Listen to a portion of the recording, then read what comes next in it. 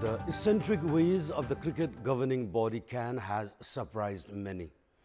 Even as it is facing the backlash in the match-fixing controversy, CAN has called tented cricketer Sandeep Lamichhane to the close camp with the inclination of playing him in the upcoming international series. If CAN moves ahead with this blunder, undermining the gravity of the situation, it is bound to have repercussion in the international scenario as serious as the case of Australia, who have refused to play against Afghanistan, citing poor human rights condition of women in Afghanistan. Good evening, I'm Amar Singh Pradhan and these are the headlines of the hour. Tented cricketer Sandeep in training field even as the Supreme Court hears case on a writ filed by the Office of the Attorney General. CAN's decision fled from all quarters. Nagrik Unmukti lawmaker Arun Chaudhary sent behind bars, a case filed against 49 including 2 provincial assembly members citing involvement in poaching of endangered animals.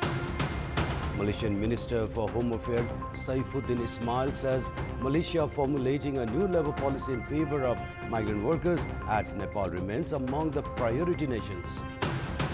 And with just under a month remaining for the Martyrs Memorial A-Division League, ENFA says about 50% preparations for the domestic top flight completed. Hearing on the application for judicial custody of cricketer Sandeep Lamichhane, who is alleged of raping a minor, the Supreme Court has asked for documents from Patan High Court and Kathmandu District Court. The single bench of Supreme Court Justice Hari Prasad Fuyal has asked for reports of verdicts from lower courts. The Office of the Attorney General had moved the Apex Court demanding judicial custody of cricketer Lamichhane while the case against him was underway. Lamichhane was alleged of raping a minor on the 21st of August. Kathmandu District Court had sent Lamichhane behind bars on November 4, while the Patan High Court had released him on a bail of 2 million rupees on the 12th of January earlier this year. The Office of the Attorney General had then moved the Supreme Court following the release of Lamichhane on bail as the government seeks judicial custody of the tented cricketer while his alleged rape case is investigated. The Cricket Association of Nepal is facing the backlash after it lifted the suspension imposed on Sandeep Lamichhane, who is alleged of raping a minor, as CAN included him in the squad which paved his return to the closed camp. A campaign has now begun to boycott CAN as the cricket governing body has included a player who is alleged of a heinous crime while court proceedings are underway. While a hearing on the writ related to the rape case was underway at the Supreme Court, tented cricketer Sandeep Lamichhane was at the Tribhuvan University Cricket Ground in Kantipur. After the Office of the Attorney General moved the Supreme Court demanding judicial custody of Lamichhane while the case was in progress, the Apex Court has ordered for furnishing all documents from the Kathmandu District Court and Patan High Court. While all this was happening, Lamichhane was spending his time on field with the national team. In such a scenario, CAN has been alleged of compromising the law of the nation by lifting the suspension and including Lamichhane in the national squad. While this move of CAN has drawn political, legal and ethical questions, campaign to boycott CAN is trending in social networking platforms.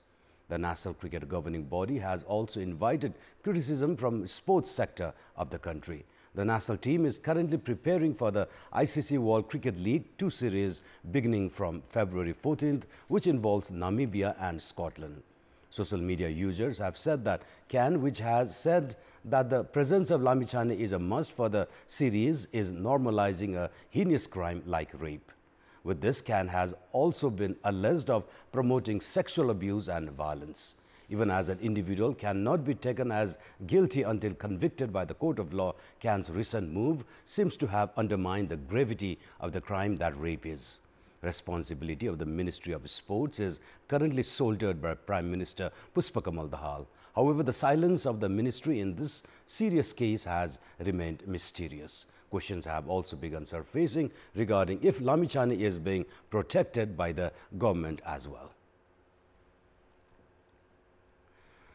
General Secretary of Nepali Congress Gagan Thapa, expressing his views on Sandip Lamichhane case, has said that an individual who is facing charges of rape will have no right to any special privileges. NC General Secretary Thapa termed the CAN decision to include Sandip Lamichhane in the training camp as a blunder, urging the cricket governing body to immediately rectify the mistake.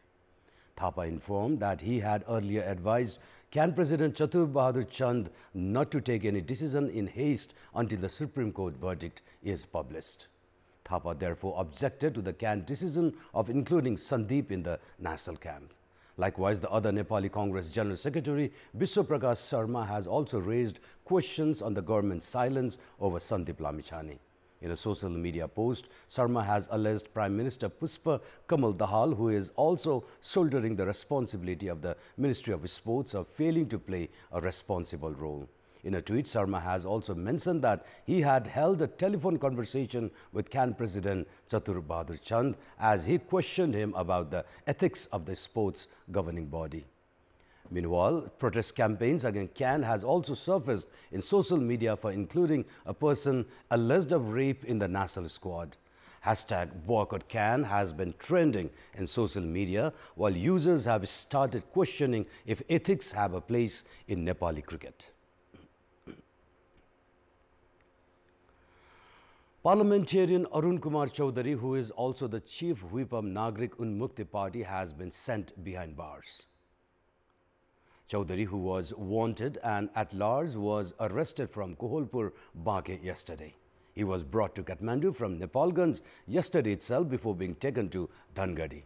Chaudhary was on the run for 10 years despite being found guilty in an arson case. He will now remain behind bars for a period of 6 months until the 4th of August.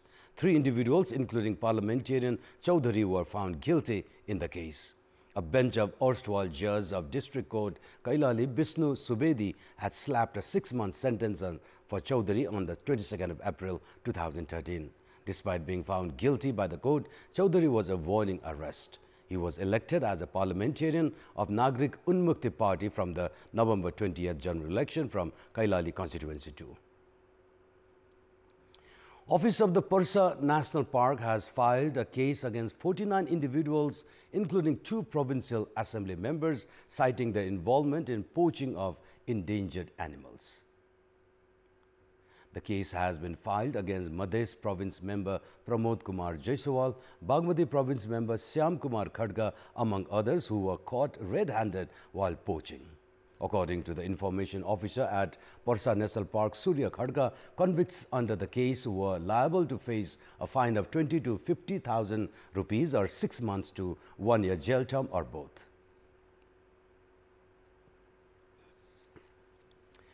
And in our Public Voice segment, we have asked people in all 7 provinces regarding their opinion on political protection for individuals alleged of crime. Let's take a look at what they have to say. Public Voice. आफ्नो स्वार्थ लुट्नको लागि आफ्नो फाइदाको लागि गरे जस्तो लाग्छ राजनीतिक दलहरूले आफ्नो स्वार्थ पूर्ति गर्नको लागि पार्टीको कर्तव्य और मान मर्यादा बचाउनको लागि त्यो संरक्षण गर्छ आफ्नो सत्ता र कुर्सी बचाउनलाई यस्ताहरूलाई बचाएर नेताहरूले पावर प्रदर्शन गरेको हुन्छ सिधासार मान्छे डराएर भोट दिन्छ भन्ने आशाले नै पार्टी सञ्चालन गर्नको निमित्त पनि पैसा पनि छ शक्ति पनि छ अनि त्यो आड भइहाल्यो उनीहरुलाई त संगठन विस्तार गर्न बलियो बनाउनको लागि चाहिँ Even as the government has decided of assigning the responsibility of printing the textbooks of grade 1 to 5 to the private sector, shortages of textbook is likely to persist for the coming academic session. The Curriculum Development Center is yet to decide on allocation of printing responsibilities to private press and printing entities. With only 2 months remaining for the beginning of the new academic session, the private sector is also unlikely to print the textbooks and supply them to the students on time. For the 2,414,000 students of grade 1 to 5 of the new academic session beginning on 14th of April, 12,400,000 textbooks are required. The government has already decided to assign the printing responsibilities of the textbooks to the private sector.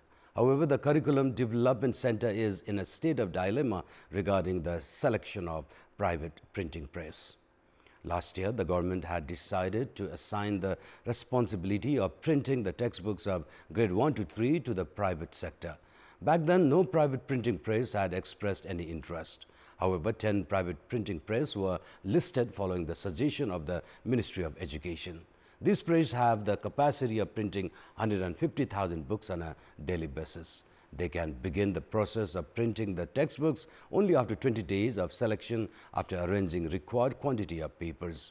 Considering this situation, the private sector has said that it would not be possible to ensure the printing of textbooks before the 14th of April.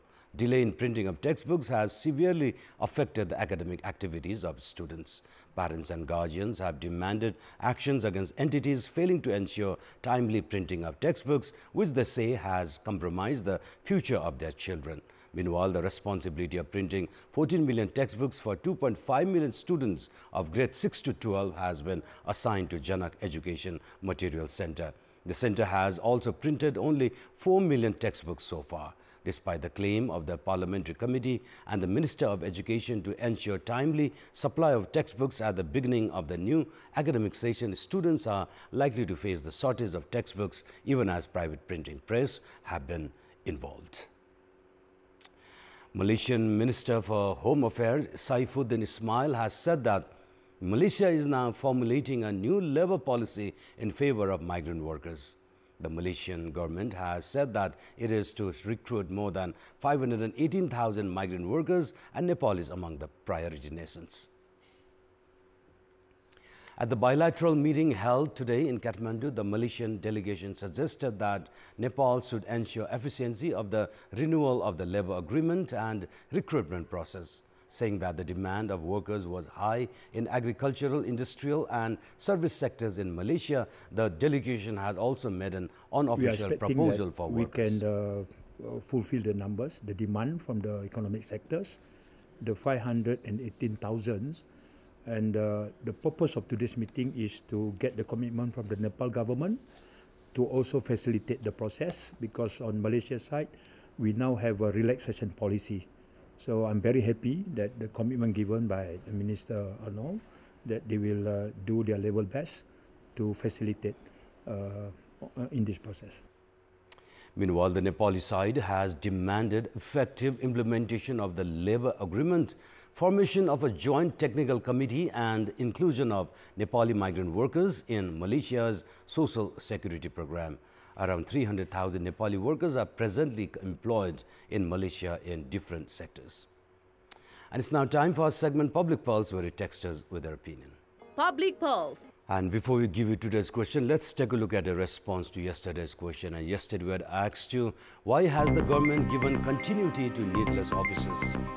14% of you voted for option A, doesn't wish to curb on expenses. 16% voted for option B, pressure from employees. And 70% voted for option C, to recruit cadres. And here is our today's question. What should be done to promote domestic agro products? Your options are option A, grant to farmers, option B, curb import, and option C, guaranteed market. The voting is on. Type in a WS selector option A, B or C and send it to 34001 to share your opinion with us. Sports News. With just about a month remaining for the new season of the Martyrs Memorial E-Division League, National Football Governing Body NFA has said that 50% preparations for the domestic top flight have been completed.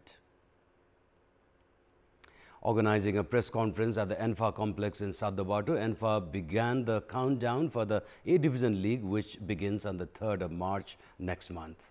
The A-Division League will be held in double round-robin league format this season, meaning each team will face each other twice. Matches of the league will also be held at Chasel Ground for the first time. Other venues for the A-Division matches include the Dasrath Stadium in Tripureshwar and the NFA complex. ENFA has said that all venues will be ready for the tournament on time. A total of 14 teams will play 182 matches in the league. The clubs are currently registering their players. ENFA has already made public the league schedule until the 5th round. The inaugural match of the tournament will see newly promoted Kumultar Youth take on Saraswati Youth Club. Winners of the league will receive a cash prize of 7.5 million rupees. Runners-up will back 5 million rupees, while the third place side will take home 2.5 million rupees. ENFA has estimated the cost of organizing the A-Division League at 120 million rupees. Bangladesh defeated Nepal 3-1 in a match played today in the Under-20 SAF Women Championship underway in Dhaka, Bangladesh. Nepal began the match disastrously, conceding 2 goals in the first 13 minutes. Aklima Khatun gave the home side the lead in the 3rd minute of the match. Bangladesh skipper Samsu Naha doubled the lead in the 13th minute. Nepal staged a mini comeback, cutting the deficit in the 24th minute through Manamaya Dhami. After trailing by a goal for the most part of the match, Nepal conceded 1 more goal in the dying minutes of the match to go down 3-1. In another match played today, India tamed Bhutan 12-0. Host Bangladesh, Nepal, India and Bhutan are the 4 participating teams, while the top 2 teams will progress to the final.